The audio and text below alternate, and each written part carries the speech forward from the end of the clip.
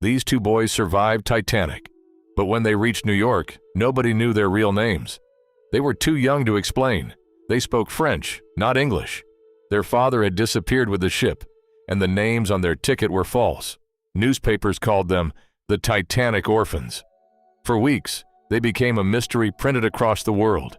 Two children rescued from the ocean, photographed again and again, waiting for a mother who did not know if they were alive.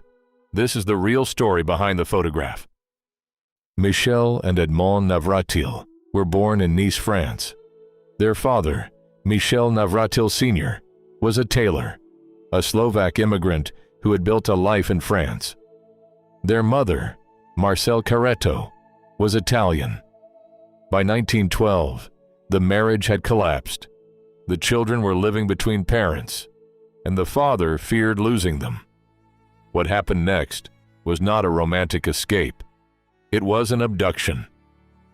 Michael Sr. took the boys away from their mother and began a journey that was supposed to end in America. On Titanic, their real surname was hidden. Their father traveled under the name Louis M. Hoffman. The boys were not recorded as Michel and Edmond Navratil. They were booked under false names, often reported as John and Fred, and newspapers later printed them as Louis and Lola. That confusion mattered. When the ship sank, the paperwork could not lead anyone back to their mother. The boys were alive, but the official trail had been deliberately broken before Titanic even left Europe. Michel Sr. boarded Titanic as a second-class passenger with two little boys and a story. Other passengers were led to believe he was a widower, taking his sons to a new life. The boys were watched closely. One account says he let them out of his sight only briefly, when a French-speaking woman looked after them while he played cards. To everyone around them, the family looked like one more migration story crossing the Atlantic. The danger was that almost nobody aboard knew the truth. After the collision, the father woke the boys and dressed them warmly. The boat deck was crowded, confused, and running out of time. The two children were brought to Collapsible D, one of the last lifeboats successfully launched from Titanic. Michel Sr. could not go with them. The memory that survived was small and devastating. A father handing his children into a boat he could not enter. He died in the sinking. The boys, not yet old enough to understand, were carried away from the ship. Years later, Michel Jr. remembered a final message from his father. The wording changed slightly across retellings, but the meaning remained the same. When your mother comes for you, tell her that I loved her. It is a painful detail, because the father had taken the children from that same mother. In one moment, the story holds two truths together: a desperate act that began as a kidnapping, and a final act that saved both boys' lives. Carpathia rescued the survivors at dawn. Adults arrived with names, relatives, tickets, and memories. The two little boys arrived with almost nothing that could identify them. They were toddlers. They spoke French, and the adults around them did not know who they belonged to. Some accounts describe them being hoisted aboard in sacks, a practical way to lift small children safely from lifeboats to the rescue ship. Once aboard Carpathia, their survival became a new problem. How do you return children when nobody knows who they are? When Carpathia reached New York on April 18th, the pier was packed with reporters, families, police, and people holding lists of the missing. The boys were safe, but they did not fit into the ordinary survivor process. Their father was gone. Their documents were false. Their mother was an ocean away. In the middle of the public disaster, their story became intimate. Two small faces in a crowd of grief, being passed from officials to caregivers, while strangers tried to work out who they were. A crucial part of the story is often missed. The boys were not simply left inside an institution. Margaret Hayes, a French-speaking first-class survivor, helped care for them after the rescue. She understood enough to protect them from being reduced to a newspaper curiosity. For a short time, strangers became the boys' only family. That is why the photographs matter. They were not just portraits.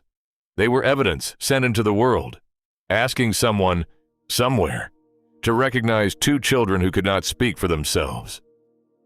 This photograph was created to solve a human puzzle. Newspapers printed the boys as the Titanic Orphans, sometimes under the mistaken names Louis and Lola. The image traveled farther than any official form could.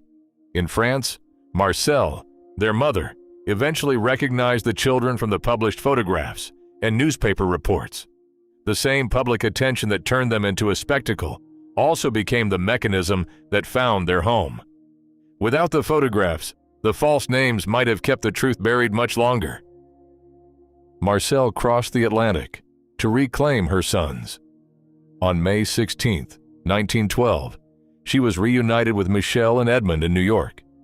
The reunion photograph looks calm, almost formal, but it carries the weight of everything that came before it.